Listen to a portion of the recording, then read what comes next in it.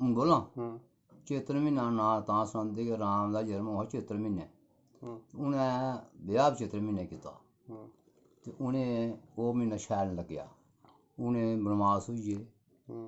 उस कारण उ'नें एह् महाराज हरि सिंह दा आखन लगे कि एह् ऐसा कम्म होआ ते असें एह् म्हीना बदलना ना सुनना जो नीच कौम होऐ महाशे होई गे जां भगत होई गे इं'दे कोला चेत्रा नांऽ तां सुनना जे असें शुभ होऐ तां करियै चेत्रा म्हीना नांऽ लोक सुनदे। उ'नें बनवास होए उ'नें म्हीना अच्छा होआ फ्ही जनानियां बचार रक्खी ओड़ेआ कि जिस म्हीने चेत्तर म्हीने बच्चा होआ होऐ उस म्हीनै नुआढ़ा ब्याह् निं कराना। अच्छा तां चेत्रा नांऽ लोक सुनदे। अच्छा चेत्र म्हीने ब्याह् बी होंदे हैन ना। अच्छा अच्छा राम ने कीता उ'नें बनवास होई गे। पर में इक चीज़ होर बी है में तुसें पुच्छां कि इस म्हीने दा नांऽ तां बी आखदे क्योंकि एह् म्हीना इन्ना शैल होंदा कि इस म्हीने नज़र निं लग्गै ते तां बी थुआढ़े कोल नांऽ सुनदे क्योंकि साढ़े डोगरें च है ना खोआन है कि जागतै दा नांऽ लैना ते होर दंदे थल्ले लैने ते ओह् इक ओह् बी खोआन है कि हां जी तां सुनना। महाराज तुस ते बड़ा बड्डा कम्म करा दे ते अज्ज तुस साढ़े जेह्ड़े दूर दूर लोग बैठे दे हैं ते उं'दे बी इ'नेंगी ओह् अज्ज ओह् सनाओ ठीक है।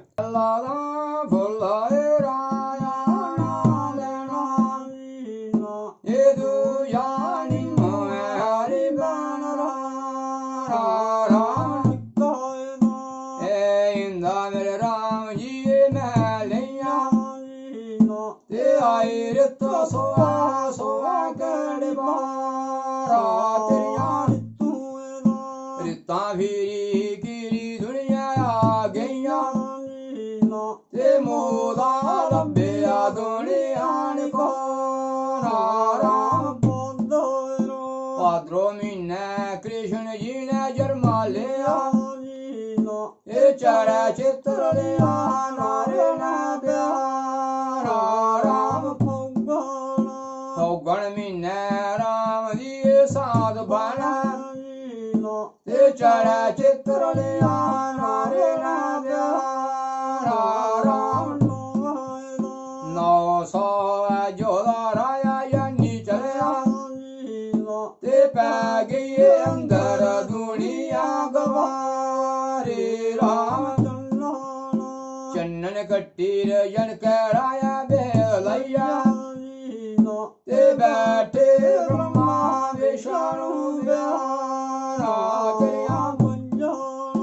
बज्जन कैला जुदिया तेरिया गैरियां ए सोना कोई सीधा रामे दा प्यारा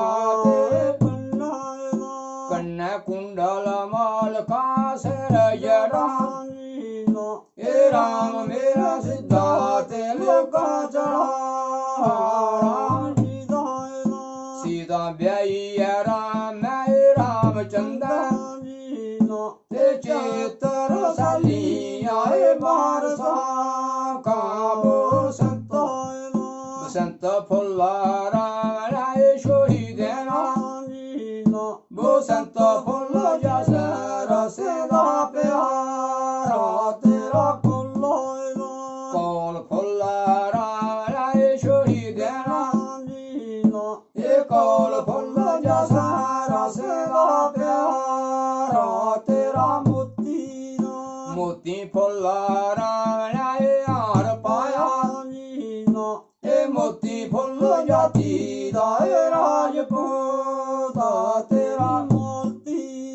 माती फुल्ला सीधा घर हार पाना ए माला ती जाति दीवा सोने तेरा मरुआ क्यारी राम दा भेड़ा सोबा ए मरुआ लोको जाति दाए बामणे टा तेरा चंबा फुल्ला राया छोड़ी देना ए चंबा फुल्ल जाति दाए चाम्यारा तेरी तुलसी क्यारी राम थोड़ा बेड़ा सोबा ए तुलसी जाति दी चाम्यारे राम सब्बै फुल्ला राम राय बागै छोड़े ए चू फुल्ल जाति दाए मुसलमान राम ਭਾਦਰੋਂ ਮਹੀਨੇ ਕ੍ਰਿਸ਼ਨ ਮਹਾਰਾਜ ਜਨਮ ਉਹ ਮਹੀਨਾ ਮੰਨਦਾ, ਉਸ ਮਹੀਨੇ ਸਾਡੇ ਜਗਤ ਕੋਈ ਵਿਆਹ ਨਹੀਂ ਕਰਦਾ, ਅਸੀਂ ਲੋਕ ਭਾਦਰੋਂ ਮਹੀਨੇ ਵਿਆਹ ਨਹੀਂ ਕਰਦੇ। ਨਹੀਂ ਇਸ ਗੀਤੇ 'ਚ ਕੀ ਆਖਿਆ ਤੁਸੀਂ? ਇਹ ਪਰ ਭਾਦਰੋਂ ਮਹੀਨੇ ਕ੍ਰਿਸ਼ਨ ਮਹਾਰਾਜ ਜਨਮ ਉਹਦਾ, ਹੂੰ ਚੇਤਰ ਮਹੀਨੇ ਰਾਮ ਦਾ ਜਨਮ ਉਹਦਾ। ਹੂੰ ਇਹ ਮਹੀਨੇ ਦਾ ਮੈਂ ਅਸ ਹਿੰਦੂ ਲੋਕ ਇਹ ਮਹੀਨੇ ਵਿਆਹ ਨਹੀਂ ਕਰਦੇ ਅੱਛਾ ਕਿ ਉਹ ਪਰਮ ਜੋਤੀਆਂ ਵੱਡੀ ਜਾਦਮੀ ਹੁਣ ਜਨਮ 8 ਭਾਦਰੋਂ ਨੂੰ ਕ੍ਰਿਸ਼ਨ ਮਹਾਰਾਜ ਜਨਮ ਹੋ, ਜਨਮ ਅਸ਼ਟਮੀ ਰਾਮ ਦਾ ਜਨਮ ਹੋਆ ਹੂੰ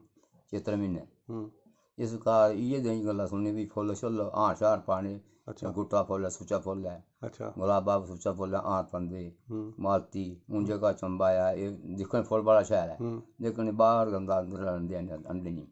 ਤੁਲਸੀ ਬੇੜਾ ਲਾਉਂਦੇ ਅੱਛਾ ਮਾ ਅੰਦਰ ਨਹੀਂ ਲਾਉਂਦੇ ਮੰਦਰਾ ਵੀ ਬਾਹਰ ਗਿਆ ਉਹ। ਇਹ ਇਹਦਾ ਕੀ ਕਾਰਨ ਹੈ? ਇਹਦਾ ਕਾਰਨ ਕਿ ਭਗਵਾਨ ਨੇ ਦੂਸੀ ਹੈ ਅੱਛਾ ਕਿ ਆਖਦਾ ਮੈਂ ਸੀ ਤੁਲਸੀ ਮੈਂ ਰਾਮ ਨਾਲ ਵਿਆਹ ਕਰਨਾ ਹੂੰ ਤੇ ਰਾਮ ਆਖੜਾ ਬਾਜ ਦੇ ਪੱਕੇ ਹੀ ਹੈ ਹੂੰ ਜਦ ਵਿਆਹ ਕਰਨਾ ਟਾਈਮ ਆ ਕੋੜੀ ਕੋਸ਼ਟ ਬਣੀ ਆ ਹੂੰ ਮੈਂ ਕਸ਼ਾਂ ਗਿਆ ਹਾਂ ਕਰ ਲੈ ਵਿਆਹ ਹੂੰ ਆਖਣਾ ਨੂੰ ਤਿੰਨ ਕਰਦੇ ਵਿਆਹ ਵੈਸੇ ਜਾ ਤੇ ਜਾ ਅੱਛਾ ਅੱਛਾ ਅੱਛਾ ਮੈਂ ਤਿੰਨ ਕਰਨਾ ਵਿਆਹ ਅੱਗੇ ਦੇਵ ਜੋ ਜੇ ਭਗਵਾਨ ਜੀ ਆਤੇ ਨਰੂ ਬਦਲੀਏ ਹੂੰ ਵੀ ਬੜਾ ਪਿਸਾਈ ਉਹਦਾ ਕਹਿ ਕੁਛ ਅਗਲਾ ਜੋ ਜੋ ਤੁਲਸੀ ਬਾਹਰ ਮਨ ਨੂੰ ਦੇਵਤਾ ਕਰ ਮਨ ਨੂੰ ਬਾਹਰ। ਅੱਛਾ ਠੀਕ ਠੀਕ ਇਹ ਗੱਲ ਹੈ।